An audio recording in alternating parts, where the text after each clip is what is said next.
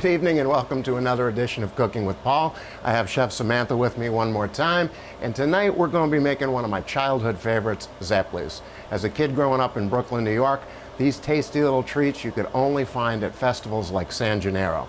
Are you ready to do this? Because they're really simple and super delicious. Yes, super excited. I love sweets. Okay, so here's what we need today. We need a cup of warm water between 100 and 115 degrees, some rapid rise yeast, confectionery sugar, a little bit of salt, and we need all-purpose flour. All right, so the first thing that we want to do is take a cup of warm water, and we're going to heat this up to 110 degrees so we can activate our yeast. So we're going to take a packet of our yeast, cut it open, and dump it out into our mixing bowl. Perfect. 110 to 115 degrees is where you want to be. Want to pour that all in, and then we're going to stir it around with a fork. Fork. You want to do that? I'll stir. Okay.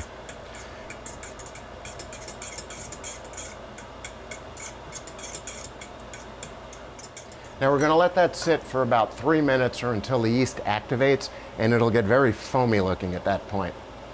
Okay, it's been about 3 minutes now, and our yeast has got very foamy looking.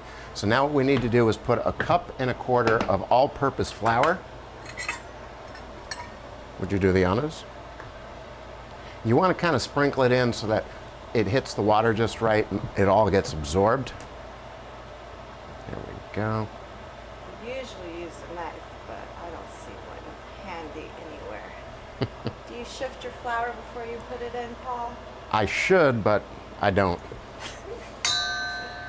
Shifting is optional. Ooh. Oh. Okay. All right. Now, in addition to the 1.25 cups of flour, we're going to add 1/2 teaspoon of salt. And that literally is as simple as the recipe is. We'll take a spoon, and we're going to give this a real good stir until all the ingredients get absorbed. Now we're not looking for a batter like a bread batter, like a bread dough where it's thick, or like a bagel where it's really thick. Okay. This needs to be kind of runny and look like almost like wallpaper. Yes. Or funnel cakes, like when you make funnel cakes. Very similar. Yeah. As a matter of fact, the taste of these is kind of like a funnel cake, except it's very doughy and soft in the middle. You're gonna like it. Okay, so now that we have that mixed up, we're gonna take a little bit of cling wrap, stretch it over the top. Gonna seal that all up. And we're gonna cover it with a towel and remove it to the warmest part of the house for about 1 hour to 1.5 hours. Okay guys, it's been about 1.5 hours now, and as you can see, our batter has risen up very nice. It's very bubbly, and now we've got canola oil that's been heating up to 375. 375. You want to make sure it's very hot so that it doesn't seep the oil inside the Zepole and make it too greasy, but they are going to be a little bit greasy, but that's part of the fun because they're so damn delicious. Okay, we're getting ready to fry them up. Let's do it. Okay. So we're going to take our wonderfully bubbly batter, and yeah, let's do that right over there. And the best way I found to do this is with spoons. Okay. A lot of people will do it with their hands, but the oil has a tendency of getting up on your hands and burning them. I don't really like that. So we'll take the authenticity of cooking. Yeah. Well, you take a little bit of batter, maybe about 1 tablespoon, and drop it in. Let's do like 3 or 4 of these to start with. Oh yeah, because you don't want to overload the oil, then it changes temperature. Exactly. Stuff sticks together and it's just disgusting. Because when you push the thermometer down, it goes down towards there. But when it comes to the surface is going to have a lot cooler temperature than the bottom. Uh-huh. Okay, they didn't actually turn on their own. I guess they only do that when they're not being watched. Wow, this one doesn't want to turn over at all. This one's being tricky. Turn. There it is. Okay.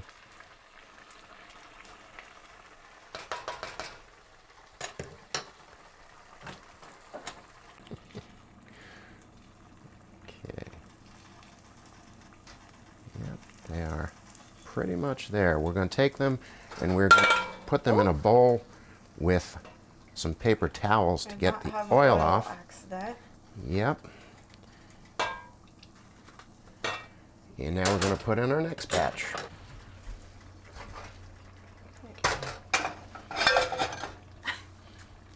You're clumsy today. I am. You almost got me with the hot oil. You're going to break the plate. Now the one fun part about this is that we're going to add some confectionery sugar. We totally could have shifted the flour earlier. I know, but we didn't. And then we'll add our next little layer to that as soon as these are done. Okay. It's all stacked up here. It's like a mountain of deliciousness. Put one in there. Yeah. Gotta powder these top ones. There we go. All right, well now that those are done, it's time to taste test them. Okay. We're going to have to start with the ones on the bottom because those ones on the top are extremely hot right now. And alive. Yes. Okay. Here we go.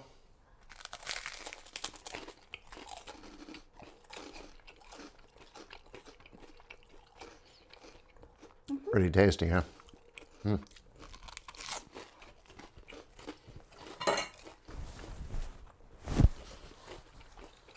Fried food's always good.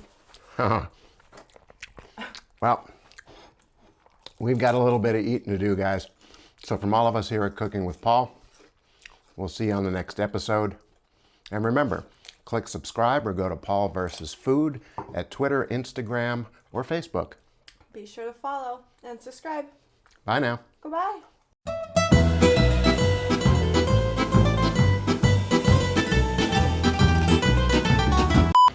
you shift your flour before you put it in, Paul?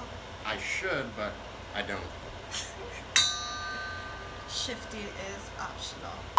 Zepoles, take two. Take two. Okay, while Chef Samantha is dropping those into the oil, I don't know what I'm going to do. I guess I'll just watch. This one looks like a bunny. Just That in one we're time not. Oh, it for does. Look, the Easter. little head. Look at I'm gonna this. pick this up to show you guys. It's hot. It's a hot bunny. We're going to leave the bunny off to the side. So Wait a minute. cute. Hang on a second.